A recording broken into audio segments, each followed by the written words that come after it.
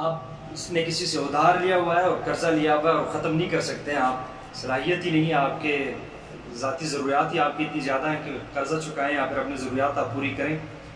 تو بندہ پریشان بھی ہوتا ہے قرضہ جب لے لیتا ہے ادھار اگر آپ پر کسی کا ہو تو آپ اس اذیت سے اللہ تعالیٰ کسی کو نہ گزارے، دن کو بھی آپ کو پریشانی ہوگی، دن کو بھی آپ پریشان ہوں گے، اذیت سے گزریں گے، اور رات کو بھی لوگ آرام و سکون سے سو جاتے ہیں، اور جس بندے پہ قرضہ ادھار ہو تو اسے سکون نہیں ہوتا، اسے ٹینشن رہتی ہے کہ کب آئے گا اور مجھ سے قرضہ اپنا قرضہ مانگے گا اور اپنا ادھار جو ہے مجھ سے وصول کرے گا، تو ہر ٹائم بندے کو قرضے جب بھی ہو تو پریشانی ہوتی ہے۔ اس کے لیے میں آپ کو نبوی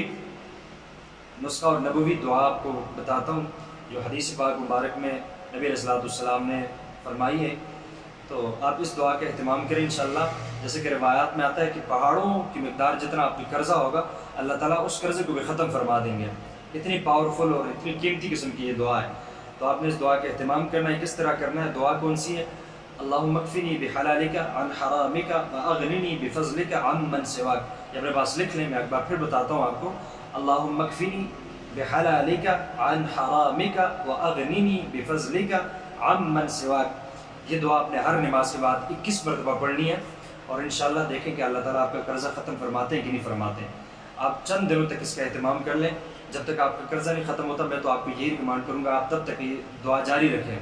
اللہم اکفنی بحلالک عن حرامک واغننی بفضلک عمن سواک، ہر نماز کے بعد فرض نمازی جب آپ پڑھتے ہیں اس کے بعد 21 مرتبہ آپ یہ پڑھیں، اور رب کے حضور اپنی دعائیں سامنے اللہ کے رکھیں، انشاءاللہ اللہ تعالیٰ آپ کے قرضے بھی ختم فرما دیں گے، بے شک جتنا بھی قرضہ ہو۔ میں نے آپ کو روایت بتائی کہ پہاڑ کی مقدار جس پہ قرضہ ہو اس دعا کا اہتمام کریں، اللہ تعالیٰ قرضہ اس کا ختم فرما دیں گے اپنے غیب کے خزانوں سے انشاءاللہ۔